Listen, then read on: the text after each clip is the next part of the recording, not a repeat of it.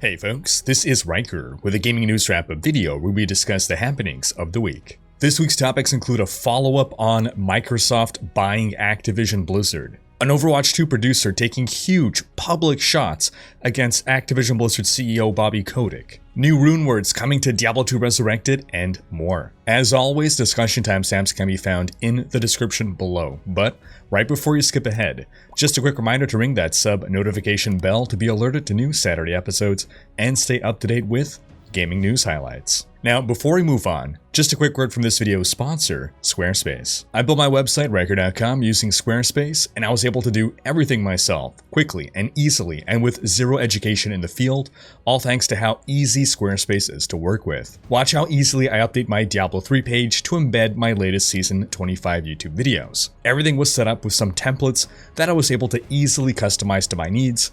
No knowledge of coding required. You can even connect your social media profiles to automatically push website content to your socials, and even set up members-only areas with exclusive content. Basically, if you want to build a website, I recommend Squarespace.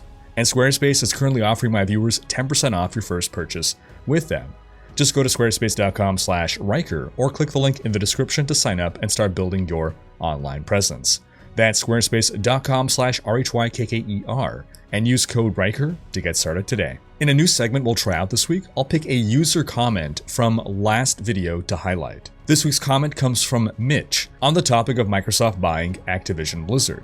Mitch says, quote, "The inevitability of capitalism in the 21st century is a cautionary tale of how the corporate overlords condense all commerce into the hands of a few overarching entities. As for which entity owns what, I suppose, for now, it's better that Microsoft is the overlord of gaming than, say, Tencent, Sony, or Nintendo. That's in my opinion, and only for now." And this is a great point for anyone whose response is, so what, to having a small number of companies own a large sector of the gaming industry. Even if your current overlords are benevolent, well, in 10 years, will these companies be run by new CEOs with different values? What if instead of Microsoft, it was a Chinese conglomerate that bought Activision Blizzard? What if in the future, all AAA game publishers are bought up by a couple giant Chinese companies and they don't allow, for instance, any game to be published that depicts Taiwan as a sovereign nation?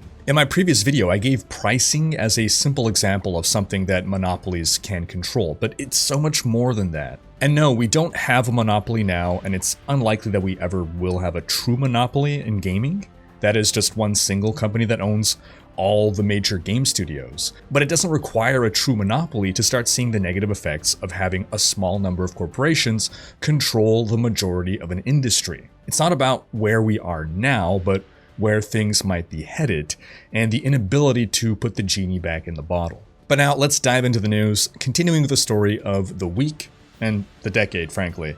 Microsoft buying Activision Blizzard for an all-cash deal of $68.7 billion. Now, the deal isn't finalized, it still has to survive the approval of government regulators, but if it does go through, it will be one of the biggest tech acquisitions in history, one of the biggest entertainment acquisitions in history, and it is the largest cash acquisition of a US company ever, according to Dealogic. And it's a big flex by Microsoft, who has more than $130 billion in cash reserves to throw around. Now, historically, antitrust laws have not stopped Microsoft, but Alex Harmon, a competition policy advocate for Public Citizen, said, quote, "No way should the Federal Trade Commission and the US Department of Justice permit this merger to proceed." However, I've seen a lot of mixed opinion on this. I've seen people saying that the FTC doesn't really have any grounds to block this. So I personally don't expect the sale to be blocked. And as Activision Blizzard's stock jumped from $65 a share to $87 per share following the announcement,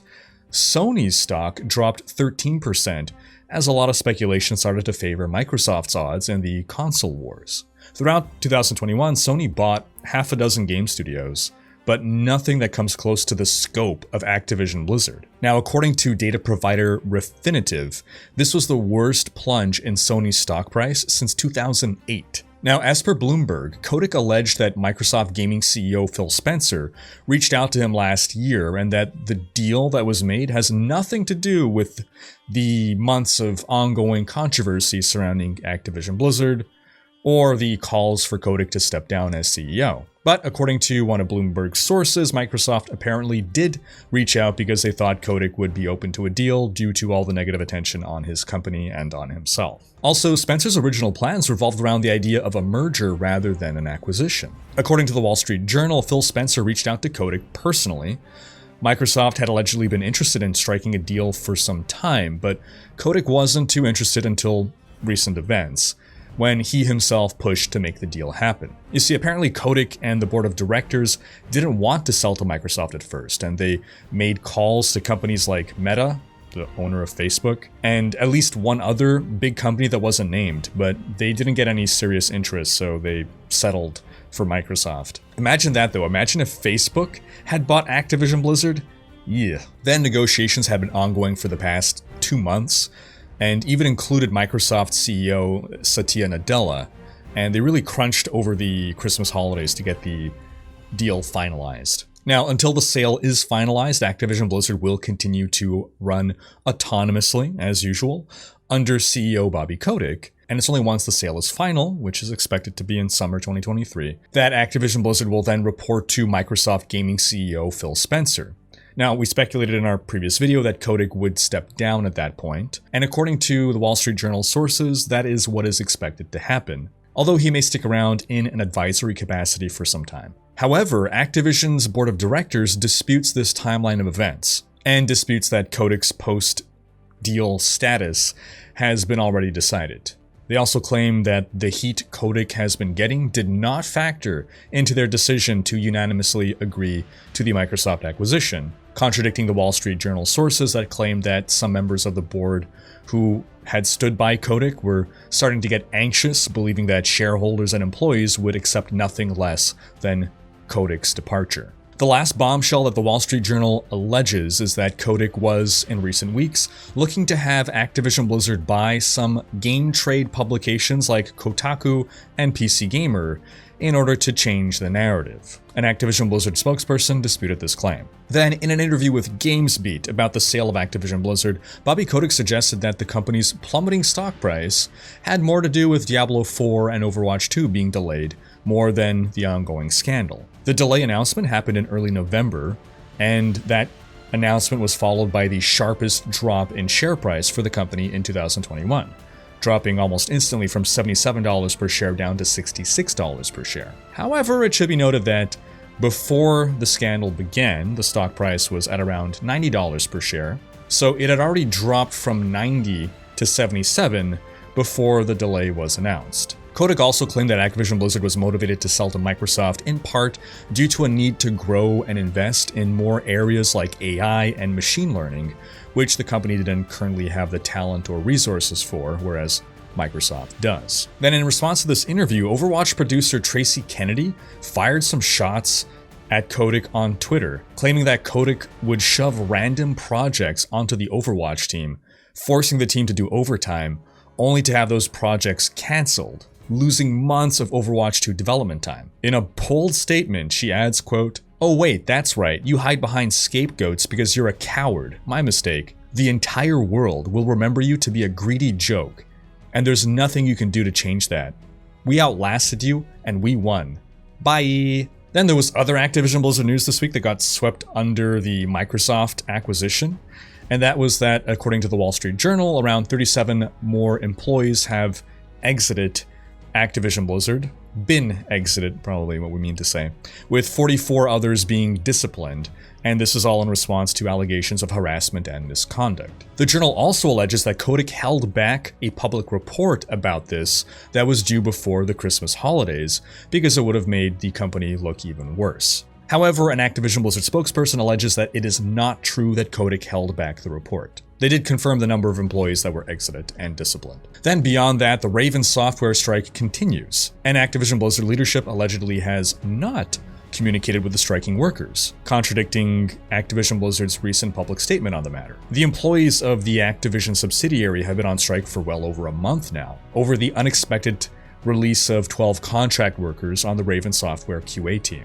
This strike is backed by the ABK Workers Alliance, who've said that the Microsoft deal will not stop them from continuing to pursue unionization efforts. Then lastly, in Activision Blizzard news, The company reported a filing this week with the SEC in which they stated that they were not aware of any labor strikes or significant legal proceedings against the company. I guess if workers go on strike and you never talk to them, you can pretend they don't exist?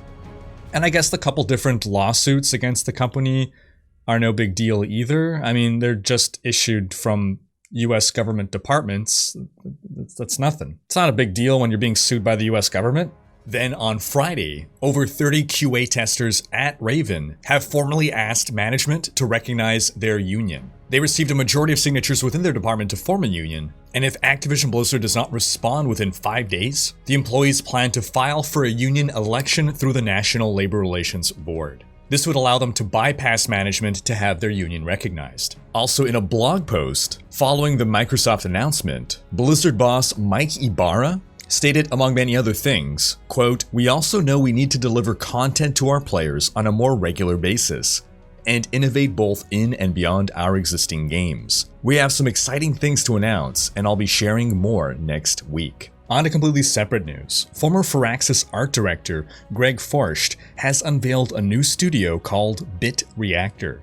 He believes the strategy genre is seeing a resurgence, and he's pulled other former talent from Firaxis to build the next evolution in strategy games. He said that his company's efforts will be focused on, quote, "really blurring that line between what a strategy game is and what an action game is." And added, "If you lead with story and immersion, I think you can find ways to just make a great game and not just make a strategy game." Forst held various roles at Firaxis for 20 years, leaving the company in 2018. And Firaxis is the studio behind the last few Civilization games, XCOM games, and Sid Meier games. I loved XCOM Enemy Unknown, and the Civilization series took up a lot of my time when I was younger. So I look forward to seeing what Bit Reactor produces. In other quick news, it seems as though the developer of Wolcen has been acquired by Gaijin Games KFT, the producer of War Thunder and Crossout. This was noticed by some members of the game's community, but this seems to have quietly happened back in October. If you look at Wolcen Studio's corporation filings, Gaijin Games was nominated president on October 8th, 2021, and the nomination went into effect on October 14th. The implications of this are unclear. No formal announcement has been made, and it happened months ago now.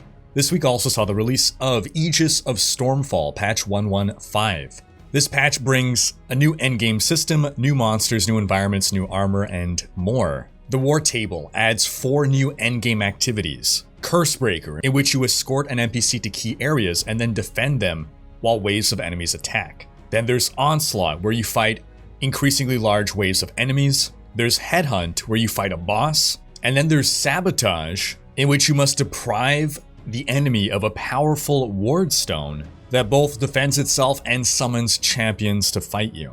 Full details can be found in the link in the description. In some quick Lost Ark news, Maxroll.gg has launched the Lost Ark branch of their website. So if you're looking for guides and resources ahead of the February release of this game, we're just a couple weeks away. I encourage you to go to maxroll.gg for all your needs. In Diablo Immortal news, Wowhead has continued their data mining efforts and uncovered this model for Diablo himself. Now, Immortal takes place between Diablo 2 and Diablo 3 during a time in which Diablo should not be around. So why is he here? Well, without going into spoilers, we know Immortal has already presented one interesting way in which players get to experience events from the past. So I would suspect we'll face Diablo in a similar kind of event. Now, Wowhead placed the Diablo 2 Resurrected Diablo model alongside for comparison. The 3D models themselves are strikingly similar, but I do have to say that the Immortal Diablo looks more menacing. Then the massive patch notes for Diablo 2 Resurrected patch 2.4 released this week. These patch notes are immense. 30 pages worth of patch notes. There's tons of balance changes to class skills to make more builds viable. Mercenaries are reworked. There's new rune words, and for a full dissection of all the massive changes and the effects that they will have on the game and on the meta, I encourage you to check out my dedicated video in which we talk to Diablo 2 expert MacroBioBoy for the lowdown. And that's going to wrap up this week's video. But do be sure to have checked out our last video in which we discussed Microsoft acquiring Activision Blizzard. Thanks for watching. Special thanks to my Twitch, Patreon, and YouTube supporters for making these videos possible. If you like what you see on this channel and want to support the creation of more content, you can consider pledging on YouTube or Patreon and unlocking behind-the-scenes content, monthly virtual hangouts, and more. If you enjoyed this video, please share it. Check out these other videos and subscribe to join Rhykker's Raiders for more gaming content.